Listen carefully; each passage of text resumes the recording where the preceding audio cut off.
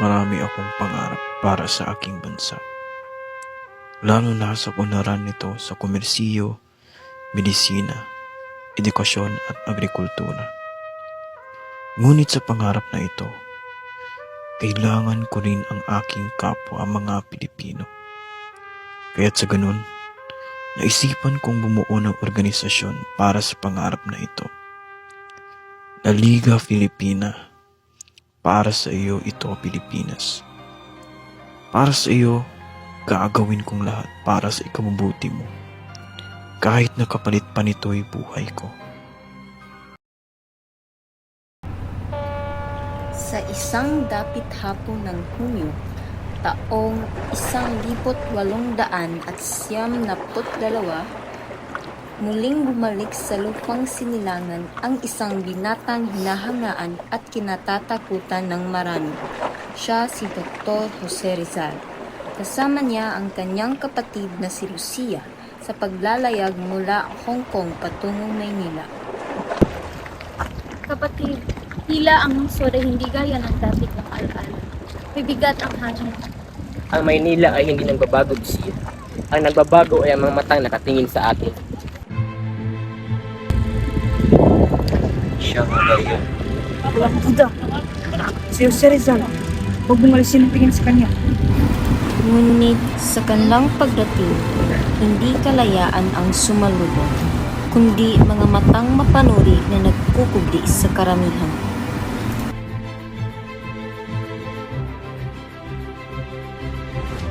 May mga matang hindi puno. Tila ang bawat hakbang ko'y sinusubra.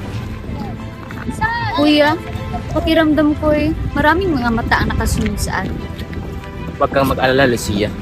Ang taong may dalisay na layunin ay hindi dapat matakot sa mga matang nagmamasid.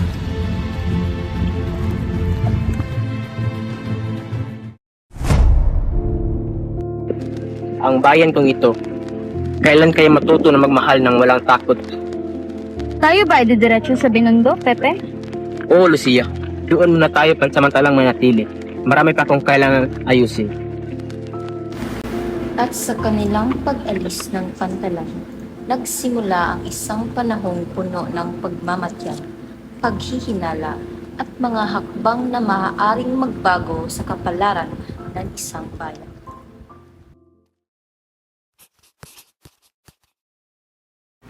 Sa mata ng madla, sila'y mga karaniwang manlalakbay lamang. Ngunit sa mata ng may mga kapangyarihan, si Rizal ay isang pangalan na kailangang bantayan.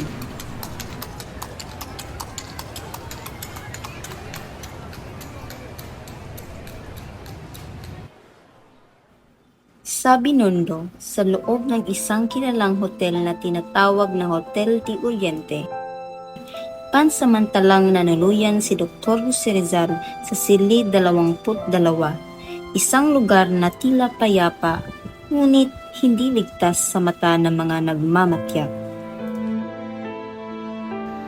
Magandang hapon, Ginoo. Ano po ang inyong sadya? Isang silid lamang. Rumto nito kung maaari. Opo, Ginoo.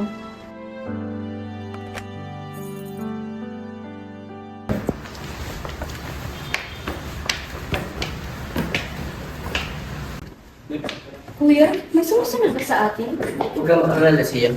Sa ganitong panahon, ang bawat anino ay maaaring magbukang kalaban.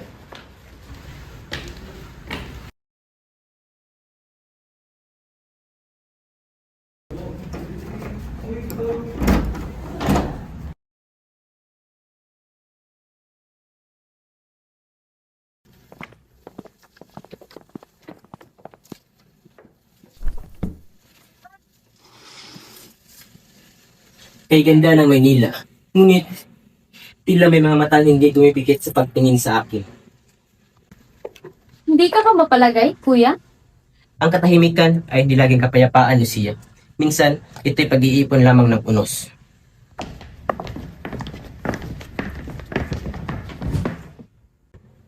Kuya, andyan na sila. Kung sino man sila, hindi sila ang dapat nating katutukan. Ang dapat nating pag-isipan ay kung bakit sila nandito. Pero bakit ka pa bumalik kung ganito ang panganib? Kung hindi ako babalik, Sino ang magsasalita para sa ating bayan? Sa silid 22 ng Hotel de Oriente, nagsimula ang isang mas tahimik ngunit mas mapanganib na yugto ng kanyang paglalakbay, ang pagharap sa mga matang laging nagmamasid.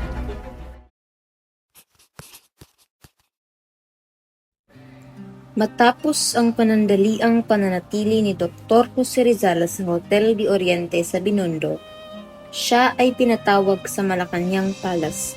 Haharap siya sa pinakamatinding anyo ng pamahalaang kanyang kinabibilangan. Isang pagharap hindi lamang sa gobernador general, kundi sa mismong sistemang matagal na niyang hinahangad baguhin.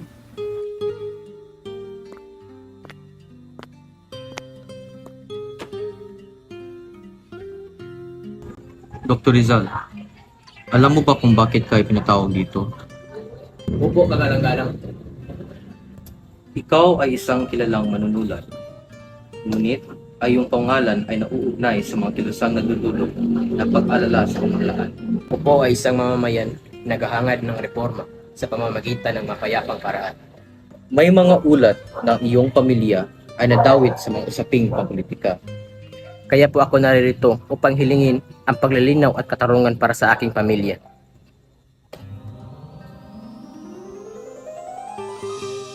Ang iyong ama ay maaaring bigyan ng konsiderasyon para sa kalayaan. Maraming salamat po, kagalang-galang. Ngunit, ang iba pang sangkot ay manatili sa ilalim ng kanilang kasalukuyang hatol hanggat walang bagong desisyon. Nauunawaan ko po. Sa kanyang pakikipagtagpo sa kapangyarihan, hindi nakamit ni Rizal ang lahat ng kanyang hiling. Ang kanyang ama ay nabigyan ng kaluwagan, ngunit ang ibang kasapi ng kanyang pamilya ay nananatili sa ilalim ng parusa. Ang pag-uusap sa Malacañang ay hindi isang tagumpay o pagkatalo, kundi isang paalala ng limitasyon ng katarungan sa ilalim ng kolonyal na pamahalaan.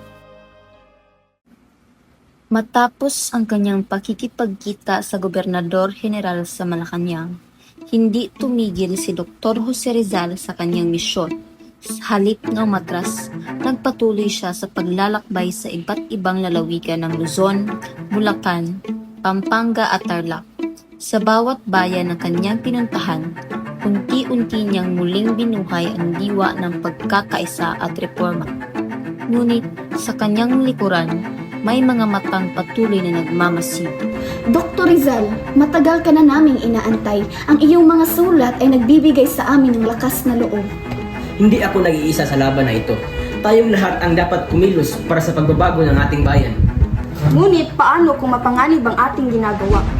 Alam ko, ngunit ang pagbabago ay hindi kailanman nagsisimula sa ginhawa. Dr. Rizal, ang iyong mga ideya ay nagbibigay sa amin ng pag-asa, pero kami ay pinagmamasdan din. Ang tunay na panganib ay ang manatiling tahimik habang ang katotohanan ay laging ng api. Sa Pampanga at Tarlac, ganoon din ang naging daloy ng kanyang paglalakbay. Sa bawat bayan, siya ay tinanggap ng mga taong sabik sa pagbabago, ngunit natatakot sa kapangyarihang nakapaligid sa kanila. Ngunit, habang si Rizal ay abala sa pakikipag-usap at pagbabahagi ng kanyang mga ideya, may mga aninong tahimik na sumusunod sa kanyang bawat hakbang. Bulacan, Pampanga, Tarlac, mga pulong makabago. Ngunit ngalan ni Rizal lahat itinatala.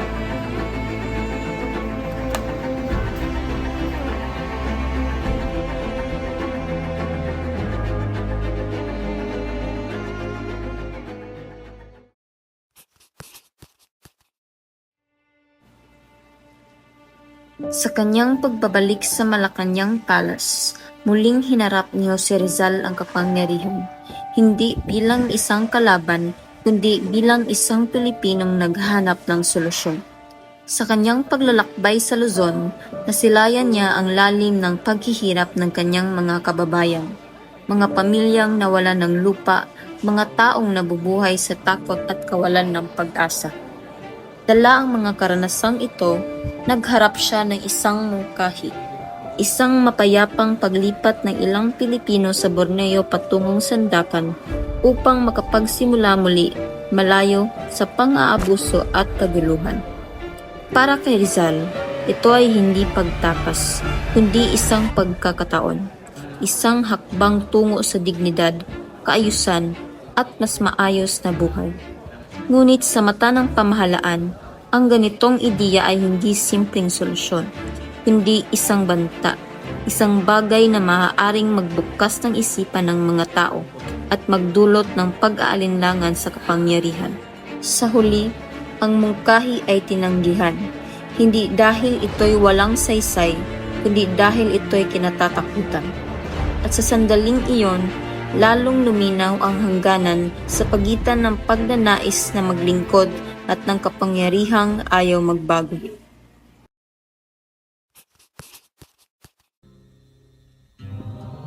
Ang tunay na kalagayan ng bayan, ang paghihirap, takot at pagnanais ng pagbabago. Kasabay ng pag-asa ay ang mas mahigit na pagmamatyag ng pamahalaan.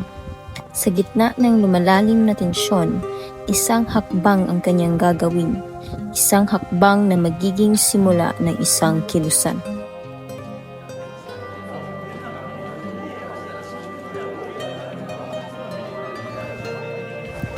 Ngunit, habang nag-aalab ang apoy ng pag-asa sa loob ng bahay, may mga matang nagtatala sa labas.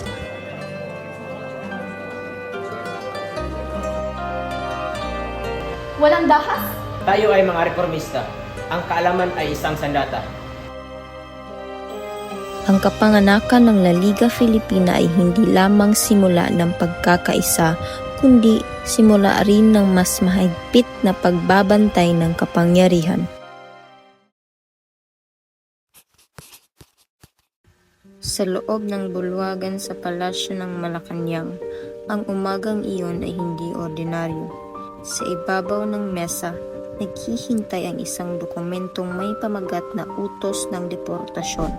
Ito ang araw na itinatag ang La Liga Filipina, ngunit ito rin ang araw na itinakda ang pagdakip ni Dr. Jose Rizal. Pumasok si Dr. Jose Rizal sa bulwagan ng walang kamalay-malay na sa bawat sulok ay may nagtatagong panganib. Inilabas ng gobernador ang mga polyetong Pobres Fayales. Ibinintang niya na ang mga papangahas na kasulatang ito ay natagpuan sa bagahe ng kapatid ni Rizal na si Lucy. Kilala mo ba ito? Hindi po. Natagpuan ito sa inyong pamilya. Sa boses Hindi po na iyon puno sa akin. ng puot, inakusahan niya si Rizal ng pagtataksil sa relihiyon at sa pamahalaan. Arestuhin siya. Nanatiling kalmado si Rizal. Sa kabila ng bigat ng atmosfera, hindi natinag ang kanyang boses. Sinabi niyang ang kanyang mga isinulat na Nole at El Fili ay pawang katotohanan lamang. Ngunit, ang mga paratang na iyon ay isang bitag. Sa mga mata ni Dispuhol, hindi na mahalaga ang katotohanan. Ang mahalaga ay ang mapatahimik ang boses ng pagbabago.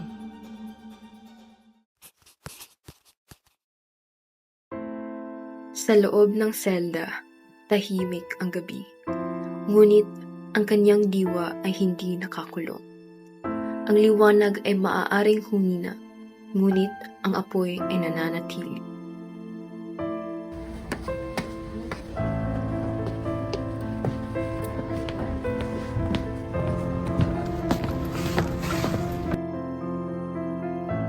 Hindi ba kayo natatakot? Sa katawan ko ay nakakulong. Ngunit, ang isipan malayo.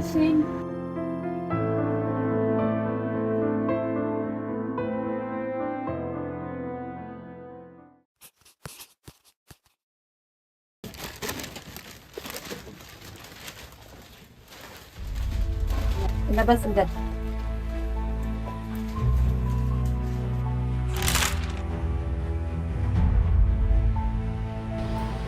Ikalawang araw mula nang arestuhin si Rizal.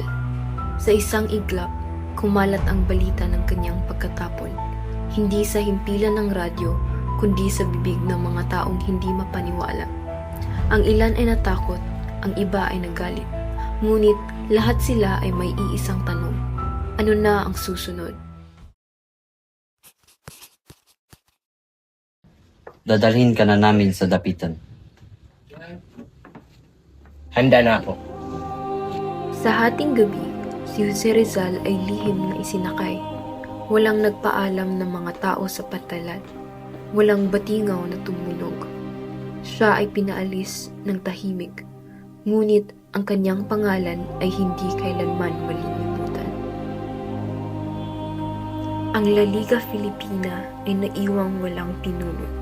Ngunit ang apoy na kanyang sinindihan ay hindi na kailanman mamamatay.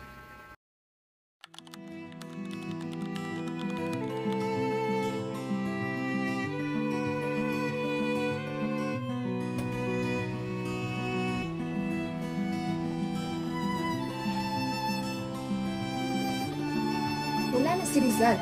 Ano ang susunod? Ang ganang mga ideya, nandito pa. Ngunit sapat ba ang reforma? Si Jose Rizal ay pinatapon sa dapitan. Ang La Liga Filipina ay nawala ng pinuno. Ngunit ang binhing kanyang itinanim ay tumubo. Sa puso ni Bonifacio, sa diwa ng katipunan, sa sigaw ng pugad-lawin at sa kalayaang tinatamasan natin ngayon. Ang apoy na kanyang sinindihan ay hindi na kailanman mamamatay.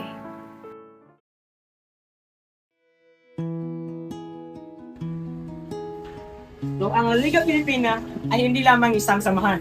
Ito ay ang simula. So, it's the start of the revolution. So, Dr. Jose Rizal may not have seen the revolution, ngunit ang kanyang mga ideya ay ang nagbigay ng lakas sa mga tao upang ito ay mangyari.